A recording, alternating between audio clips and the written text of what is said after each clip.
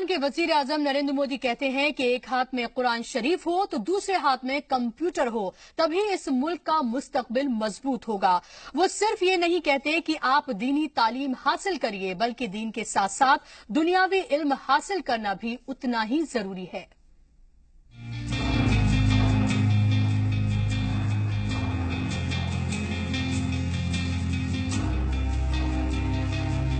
जी सलाम की टीम इस बात का जायजा लेने के लिए ग्राउंड जीरो पर पहुंची कि क्या वजीर आजम जो कह रहे हैं उस पर अमल हो रहा है या सिर्फ सियासी जुमला बनकर रह गया है।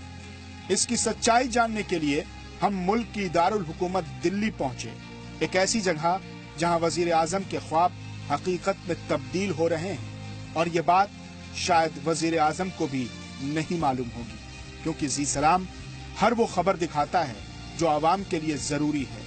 इसीलिए हम आपको सीधे ग्राउंड जीरो पर लेकर चलेंगे और दिखाएंगे कि किस कदर वजीर आजम के ख्वाब शर्मिंदा ताबीर हो रहे हैं। ये देखिए, आपकी आंखों को यकीन नहीं होगा कि ये दिल्ली की तस्वीर है। जी हाँ, ये तमाम अपने शोबे के माहिर हैं। दीनी तालीम हासिल करने के बाद अब ये दुनियावी तालीम हासिल कर रहे हैं। कंप्यूटर के कीबोर्ड पर इनकी उंगलियां इस कदर तेज चल रही हैं कि ये देखकर आपको यकीन नहीं होगा।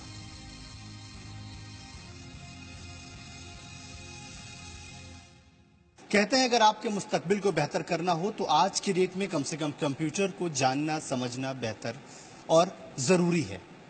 ये बात वज़ीर आज़म भी कहते हैं कि आज हम ये चाहते हैं कि अगर दीनी पढ़ाई पढ़ने वाले बच्चों के हाथ में एक हाथ में कुरान पाक हो और दूसरे हाथ में कंप्यूटर, तो और तरक्की बेहतर होगी। के लिए मुझे इतना कह देना काफ़ी है कि कंप्यूटर ज़िंदगी का एक हिस्सा हो गया है, इसके बगैर हम नहीं रह सकते।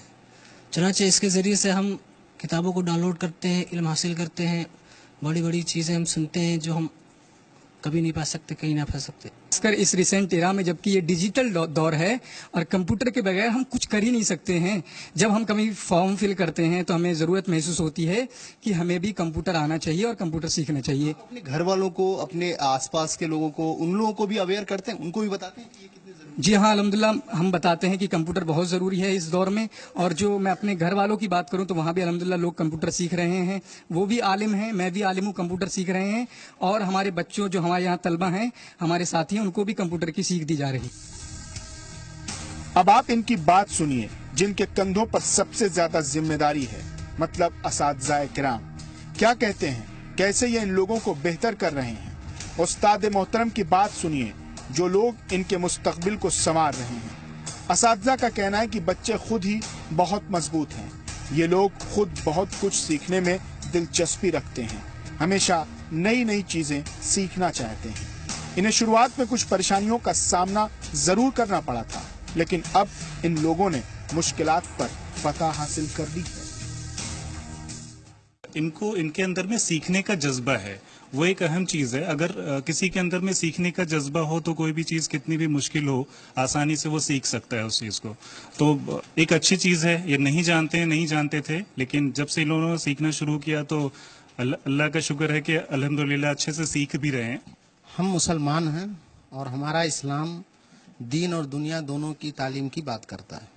चुनांचे यही वजह है कि सन 1980 में जब इस इदारे का क़याम हुआ, उस वक्त से लेकर अब तक यहाँ जहाँ की तकरीबन 30 सब्जेक्ट्स बच्चे पढ़ते हैं।